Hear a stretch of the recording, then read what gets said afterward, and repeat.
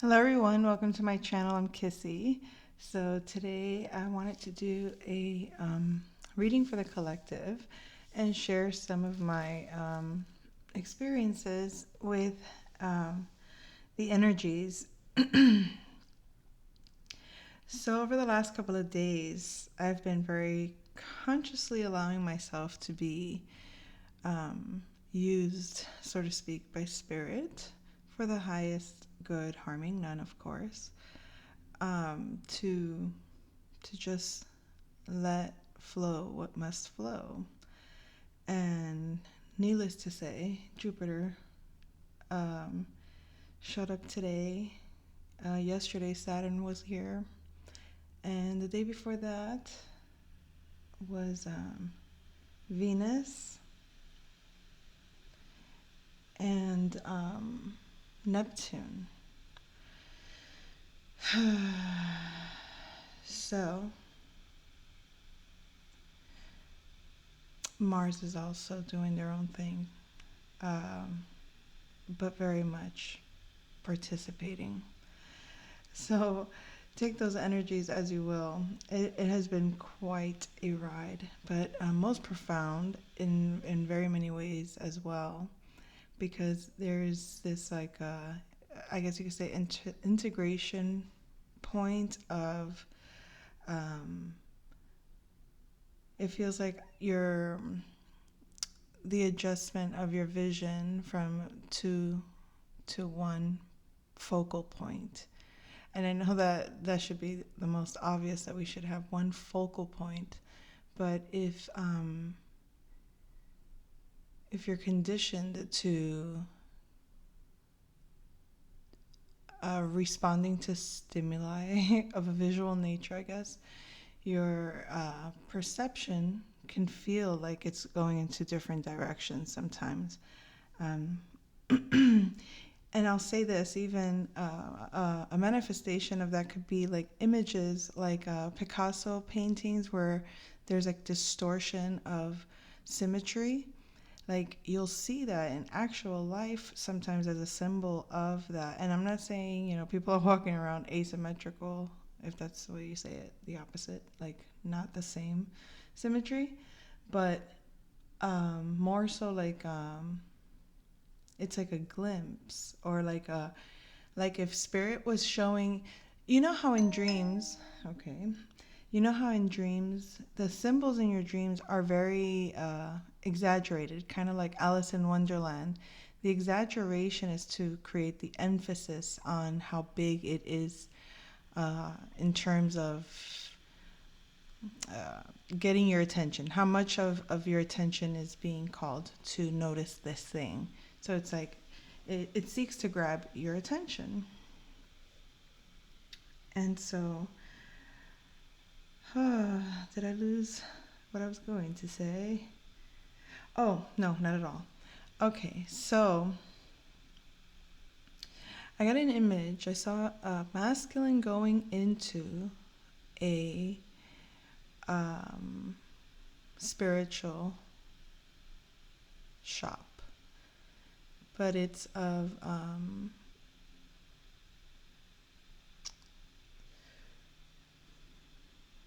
how do I put it? It's foreign to this masculine, this religion, because it's based on a religion.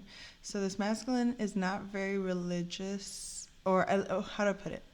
This is not the religion of this masculine, but this masculine's having experiences that are being shown to him via he's being led to this religion. It's almost like a language that he'll understand or he'll resonate with his experience will match. It's like this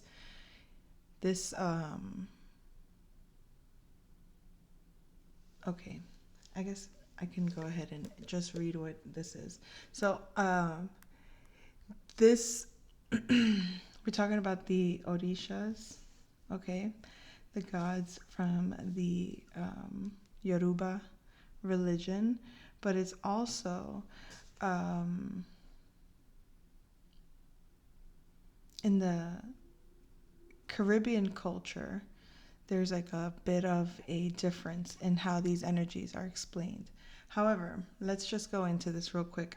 This is the name that kept showing up when I got this image. It was Orula, but I heard it Orunla.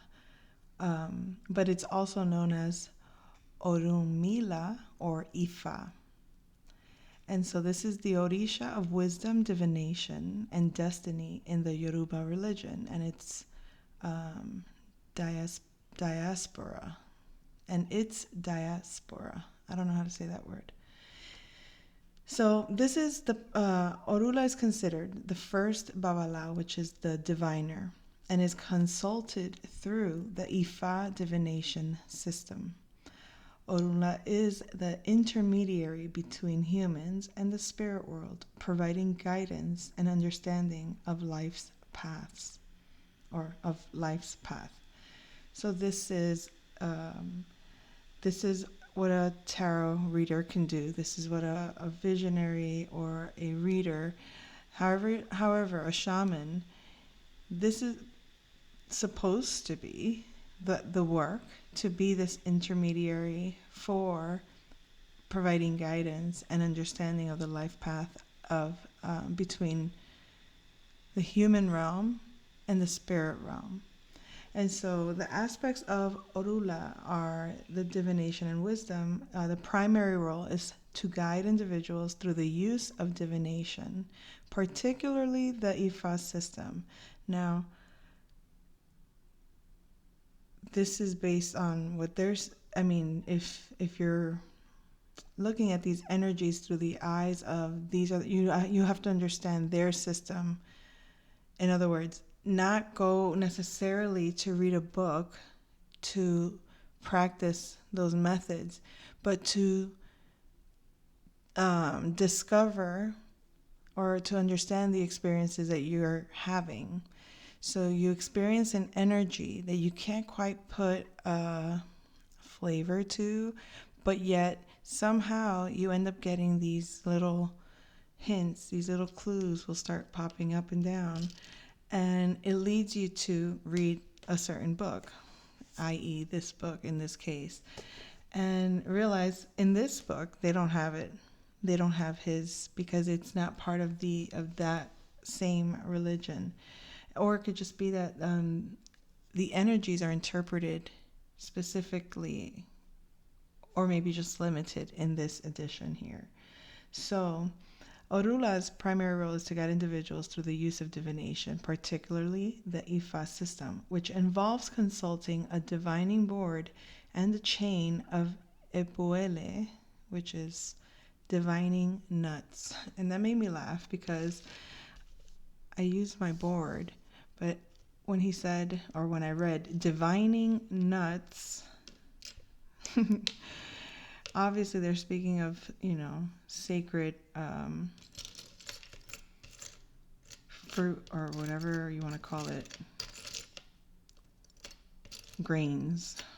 I don't know what the hell you call it. What are nuts? Are nuts grains? Are they considered? Okay, it doesn't matter.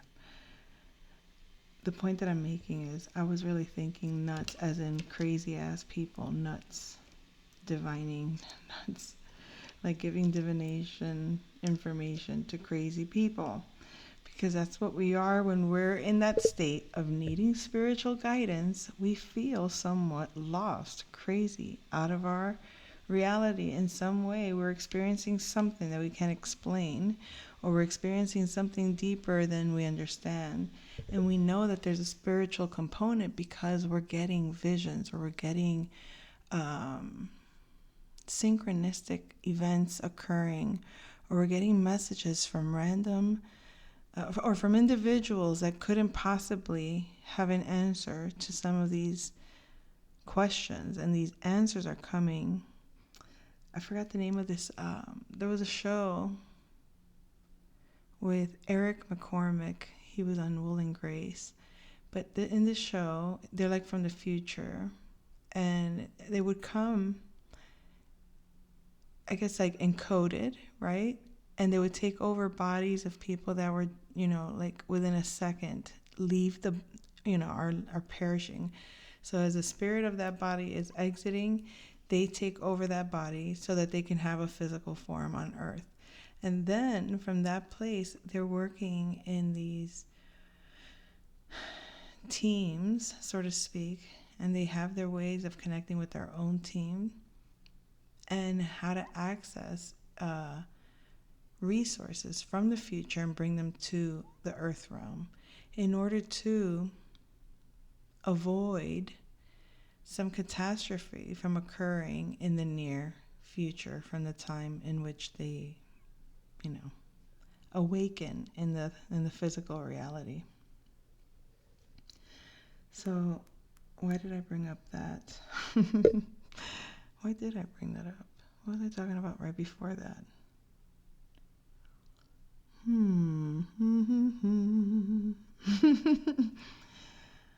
Okie dokie. So no? Oh, getting the visions, getting the impressions. Yes. They come from, so what they were in that show, these agents could come into circumstances that were, inconvenient for who they are. Like you can have a commander in that reality come into the body of a high school boy. So that would give you the impression of how you'll have individuals in this reality, young children. They say, "Oh, you have such an old soul." And it's true, you can see these archetypes or these spirits in these bodies where it's like you would have assumed at some point like the progression of one spirit growing through time with that one body, and then you kind of realize like there are some individuals that could be like, this spirit is in this body, but then something changes and this person is now like this spirit or acts this way, or at some point you could have someone that's like, what this person's spirit is like, and you can tell when a walk-in comes through their body and gives a message. Just like that in the movie, it was being shown where these children were getting used to provide the message from the future to these agents, informing them of these codes or of these events in some way. So whenever a child would approach, and it's also like part of like the way how children have this the ability to be influenced much easier than adults. They're not resistant to just being present, and so they're able to be taken over in that way, provide this message. To them it's just, they're just telling you whatever they're that's coming out of them. They may not realize, where did that thought come from? Who said that? I didn't say that. That wasn't me. Like, I didn't just come up with that. I feel like someone said, "Hey, hold on, let me just say this real quick," and they just come and speak, through you. So anyway, that was something different. So back to this Orula, divining nuts. Intermediary. He serves as a bridge between the physical and the spiritual realms, allowing individuals to understand their fate, challenges, and how to overcome them through sacrifices or other means. Ifa divination. The Ifa system uses the Ifa board and Epuele to reveal the secrets of the universe and guide individuals' choices. So, not very different to what's going on here, in a different way, where I'm using the board as a system of astrology and using it to reveal the secrets of the universe and guide choices, provide scenarios and spiritual dynamics, and bring awareness to these dynamics, and hoping that the awareness can shift the behavior to produce the best possible results. So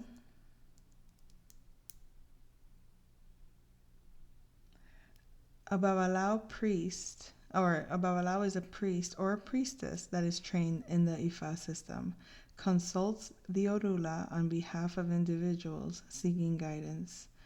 So in Santeria, the Orula is often associated with the other Orishas, particularly Eshu, who acts as his messenger or messenger of the gods. So the only reason I brought this up is to bring a sense of not to tell anybody about their religion if that's the religion they practice. I don't know, I'm not claiming to know it better than anybody. And nor am I trying to teach the religion to anyone. What I'm using is that I had the vision, and in the vision I saw the masculine going to a babalao and getting a consultation, and the name that kept coming through was Orula, which is that spirit that we just described, which is this that we do here on my channel, divination and guidance for proper choice. So you can see that Orula or Orula would be that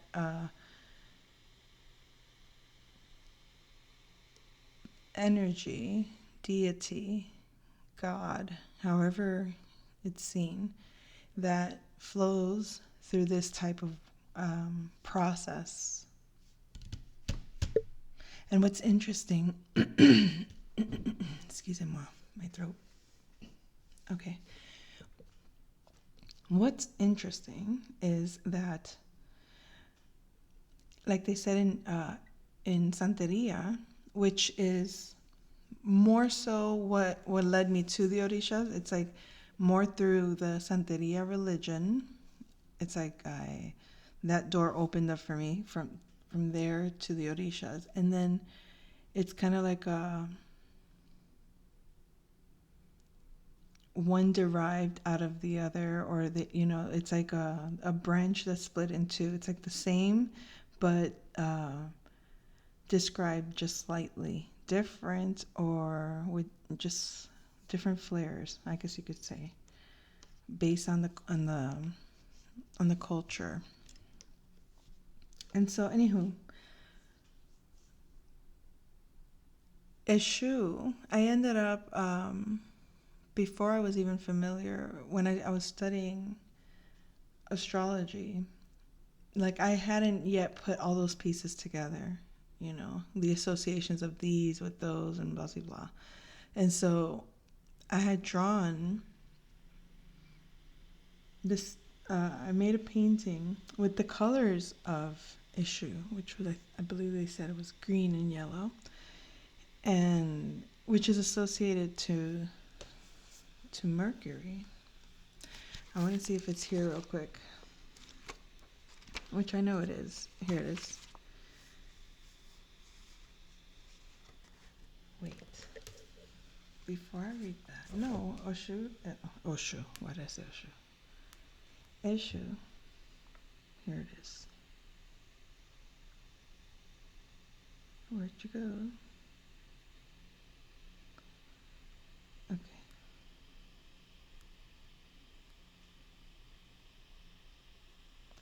Yeah, Orula is often represented by the Ifa board.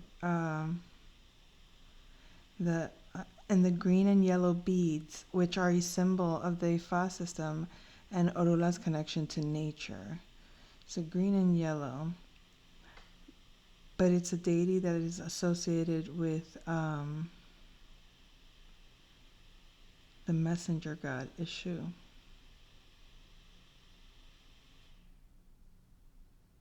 Anyways, I had drawn a picture of this, which to me was like Mercury, but like a different version of Mercury, maybe Hermes. And it was yellow and green colors. So it just showed up out of nowhere like that. And I guess another thing I wanted to discuss is the...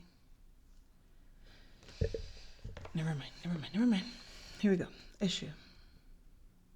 This is one of the aspects of Elegua. Many think that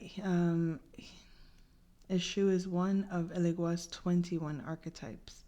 His dwelling is located at the crossing of 4 roads, which must be opened in the 4 directions for at least 7 blocks. He is the Lord of the roads. So again, this is like the person that allows for opportunities to open up. And now when we say allows, this could just be an aspect within yourself that, on a spiritual path, in order to go through certain doors of your spiritual journey, you have to be prepared for them. And it could be prepared to receive the abundance, but it could also be prepared to receive the lesson, because everything kind of has a lesson in it. Every new adventure we can learn from, every new engagement we can create with, we can learn something new. So it's like, what are we going to learn from this, and can we handle how great it can be, how big it can be, in terms of either responsibility or of just, abundance. Because when you do, you don't just get abundance for nothing. There's always going to be something that you're being responsible for, whether it's obvious or not. So I think I'm just doing a random reading here. We have the Conservatory, Chef White, Miss Peacock, and the Ballroom. So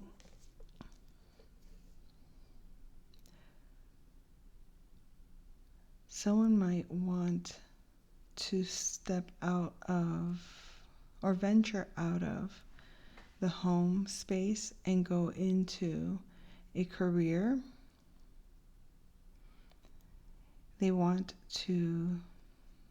This person could want to be in the limelight. This person could want to just feel like they want to perform, or they want to do, or they want to be out there. This person has a depth of emotions that is very powerful. And I feel like maybe this is subconscious at some point to them. They don't realize that they're being kind of like, they were resolving a lot of things in the home, kind of in the dark. This is past energy. This is underlying energy. So we have the values of emotions on a deep level are the foundation that this person had to endure, grow through. This could be you. Grow through and endure in order to be stable in the home. But the home is still very private, and it's still very much kept in the dark for some reason. And this could just be like very private, very restricted, I don't want, strangers in my house. I don't like that kind of energy. Or I don't want to be around people, or I just want to have my space to myself. This could be either the past energy or some of the energies that are being left behind, or that you've come from in some ways. Has a lot to do with this home, and whatever home means to you, whether that's how you feel at home with your family, how you feel at home with yourself, how you feel at home in your actual home, or where you feel you belong in, what home means to you. So I feel like maybe you can maybe put that behind you, or let it go, or because it's in shadow, or it feels like it's in the dark, or it feels like it's not what's being highlighted so much as the emphasis on this, what's being, I guess you could say, promoted, or what's being presented or marketed or what's being put in front of you is status, career, what you're known for, legacy, what you want to do, what you do. What you do is, is it big? Is it bold? Is it powerful? Are you a leader? Are you in charge? And now that could be in the home, that could be that could be in your family, that could be again in your social environment, in your school district, wherever your status matters to you.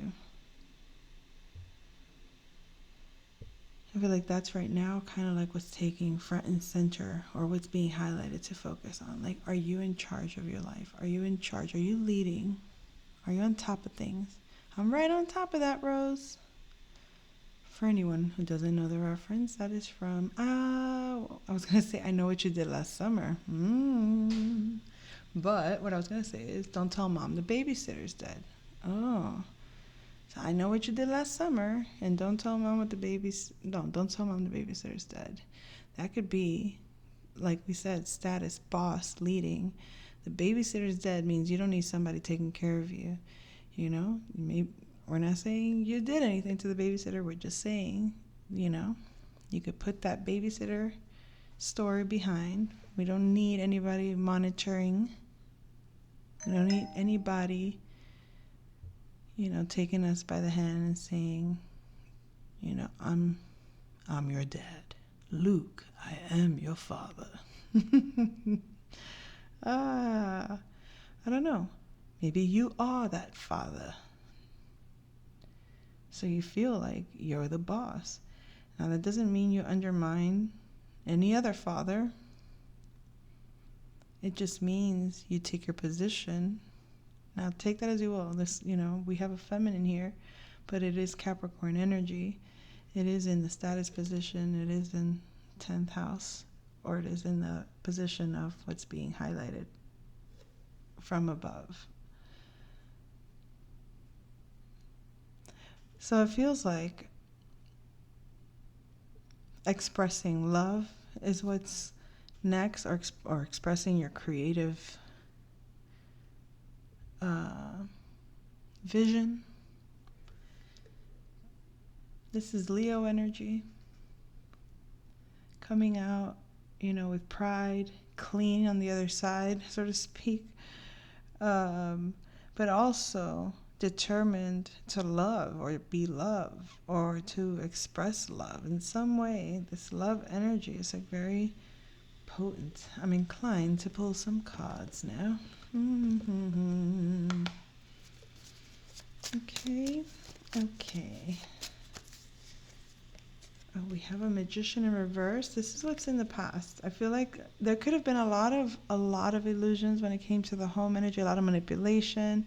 Now, whether that's individuals within the home, or just, again, think of your heart space as your home, and the people that you maybe didn't realize you were allowing into your heart space, that were probably trying to control, manipulate, lie, cheat, play with your mind in some way. Trying to keep certain opportunities of stability from coming. I'm guessing that's why you're being asked to, are you really a leader? Because you have to stand very stable in who you are, because that's the agenda, if there is one. It's, either to keep you waiting for something to come. Like, when's that next thing coming to stabilize me? Or to keep you from even imagining or creating what you want.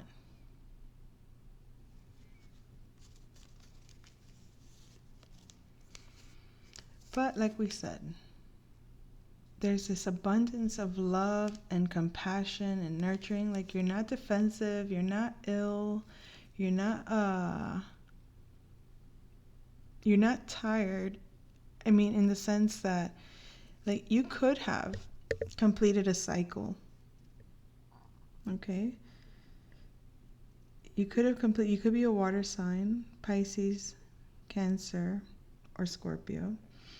You could have completed a cycle that left you feeling overworked, overwhelmed, uh, just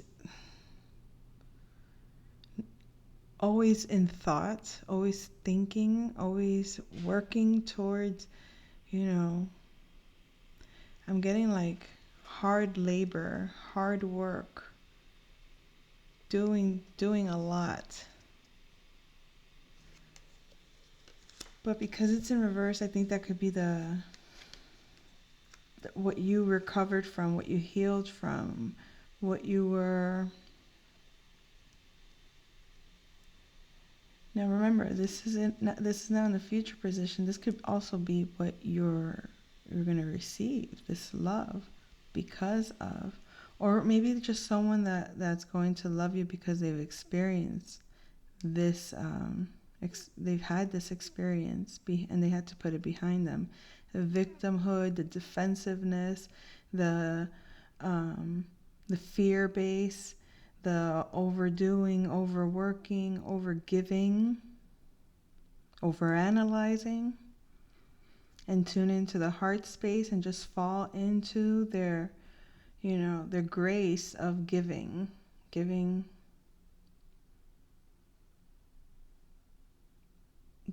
their, of their love, giving of their wisdom. So this is what's coming, is either, it's a very nurturing energy, it's very motherly energy. Doesn't necessarily mean that you're going to be dealing with your own mother, but this is someone that has this energy, very, very loving, very understanding, very kind, very wise, very mature. Something to do with the eyes as well. I don't know if this is, but I feel like there's something to do with the adjustment. Someone is healing their eyes, or someone might be receiving some healing, or needing to heal, or needs to be able to see the truth of a situation. Someone might feel hopeless about a situation that they can't see yet. They may not feel seen, they may not feel loved, they may not feel recognized either by their peers or feel like they belong with a group.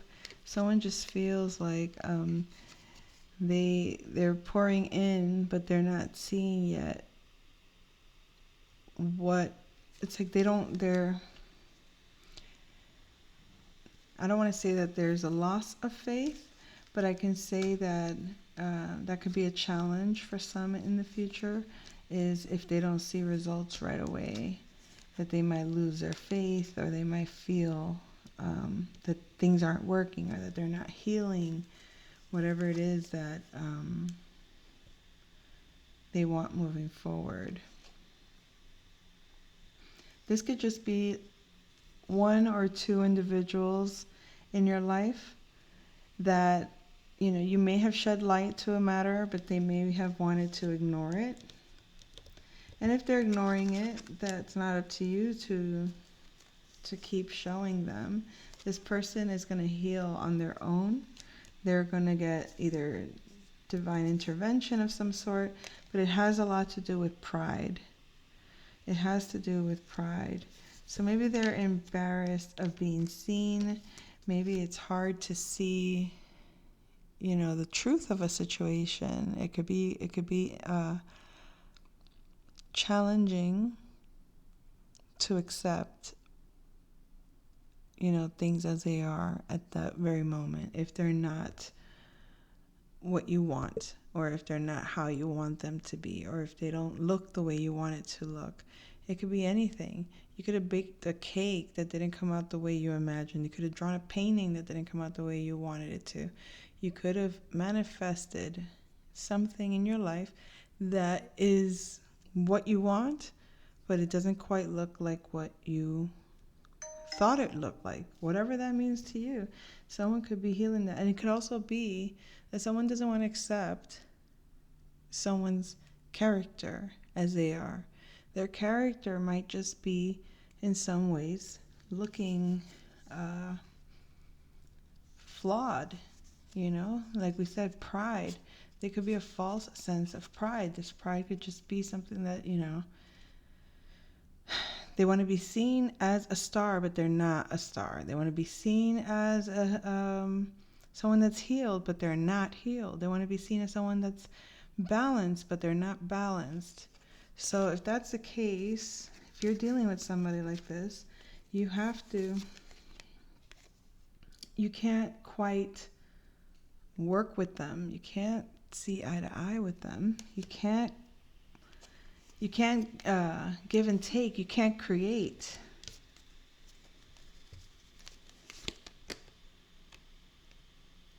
And the cycle then doesn't really close. Like the toxic cycle or the negative cycle doesn't quite close unless both individuals are actively doing the work. Otherwise, you have to put an end to that dynamic.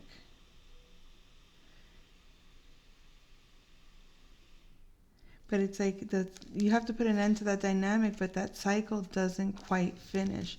So, okay, the example is you have a dynamic that is not balanced. And you get to a place where it's like a gridlock. And you know that there's a solution, but this person just won't budge, or this person just doesn't want to agree to disagree or agree to terms. Like you can't agree. So you have to separate. You have to cut ties. You have to end it, right? That doesn't quite end that dynamic, but it ends that dynamic for you and them. Like it's like you two can't clear this together. So you go off and you find someone that you can clear that energy with. And you might find a solution or resolution that's more simplified or more, agreeable than what you had before. And that person might find someone that doesn't antagonize as much, or that is not even a factor. And somehow they're able to see that dynamic in a way that's where they gain perspective as to what happened with you and recognize, oh, that's what that was, or oh, I could have handled that different. And maybe there's not a way for the two to resolve, or maybe there's no need for it once the separation happens. It's just a matter of going through whatever experiences that were not resolved within that dynamic can be resolved. It's still part of the journey that's going to happen with or without that person. It's just going to happen at the pace that it's meant to happen with who it's going to happen. You need to, like we said, I guess the foundation has to be very prepared for what it's like. You can't compete in riding a bull if you don't even know what it feels like, if you're not prepared to handle that kind of beast. I'll leave it like that. I'll come back soon. Take care.